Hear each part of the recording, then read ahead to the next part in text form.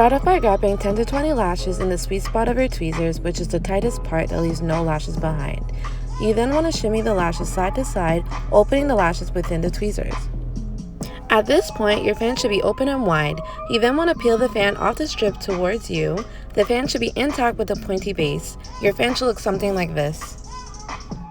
Once you have your fan off the strip, dip the tip of the fan 1 mm into the adhesive, using the sides of the glue ring to smooth out the base of the fan. If you use too much glue, the fan will close. Slightly loosen the pressure of your tweezers so your fan can open wider, and then there you go, now you have a mega volume fan. Please remember to only use 0.3s when doing mega volumes because anything larger will cause damage to your client's lashes.